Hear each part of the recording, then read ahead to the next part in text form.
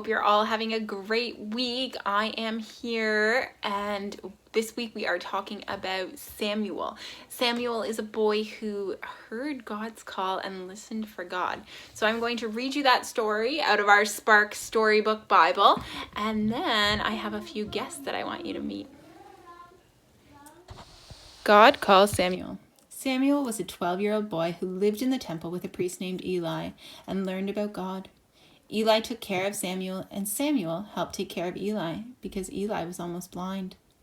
One night, something special happened. As Samuel slept in the temple, he heard a voice call out, "Samuel." Samuel thought it was Eli calling, so he jumped from his bed. "Here I am," Samuel answered as he ran to Eli. "I'm here because you called me." But Eli shook his head. "I didn't call you. Go back to your bed." Samuel did as he was told and fell asleep quickly. A little while later, the voice called again, "Samuel." This time Samuel was more tired and crawled out of his bed more slowly. In Eli's room, Samuel rubbed his eyes, scratched his tummy, and said with a yawn, "I'm here because you called me?" Eli was getting tired of Samuel coming into his room and said more firmly, "I didn't call you. Now go back to bed, please." When this happened a third time, Eli thought to himself, "Aha! It must be God who's calling Samuel." Eli told Samuel, who was now very confused and sleepy, "If you are called again, just say, 'God, I hear you, and I will do whatever you want.'" When the voice called again, Samuel did as Eli told him. It was God, and God had many things to say to Samuel. Even though he was only 12, Samuel wanted to serve God. With God's help, Samuel grew up to share many messages from God. People all over Israel knew Samuel as God's trusted prophet. All right, welcome back. I have a helper here with me. We just finished reading about Samuel and how he heard God's call, and I want to introduce you to someone. This is Jewel. This is my catch-up package, and I have been training her to follow my commands. Do you think I can get Jewel to move? No. Yes, I think I can. Ready? Okay, Jewel, down. Follow my finger, Jewel. Come on, down. Down, down. Good job, Jewel, you did. Okay, you can go back up now. Up you go. Follow my finger. How do you do that? I've been training her. I've been teaching her how to do things. I have another trick. I think I can get her to stay. Ready? Okay, Jewel, come on down.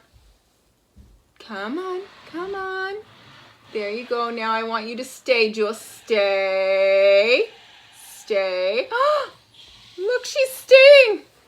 Look at that. Good job. I'm so proud of you, Jewel. Okay, up you go. Up you go. Good job. Do you want to try? Do you think you can make Jewel move? Yes. Okay. All right, you try. Ready? Jewel, go down. Uh-oh, she's not moving. Jewel, go down. Let's see if I can do it. Jewel, follow my finger. Come on, down, down, down. She's listening to me. I think this reminds me a little bit about God. Do you know that God teaches us and tries to train us to do things through the Bible? He does. What kind of things does God teach us about? Learning. Learning. What else? Love. Love. Caring for other people. Caring for other people. God teaches us all those things. And just like I taught Jewel to listen to me, God is teaching us to listen to him and do all those things. But there's sometimes people with outside voices. Like Ruth, she tried to get Jewel to move. But Jewel didn't. Jewel knew not to listen to her. And sometimes we have people out there who are trying to tell us things and they're not. And it's not necessarily things we should be following. So we need to be really careful and remember to only listen to God's voice and listen to the good things that God is telling us. And not to get confused with all those other people. All right, Jewel, one more time. Up you go. Up, up, Up.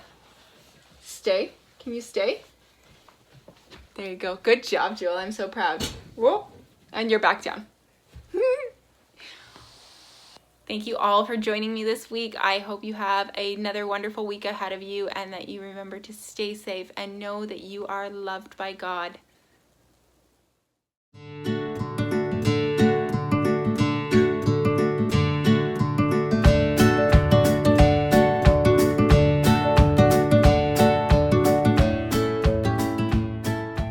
Bye. Bye. Bye bye.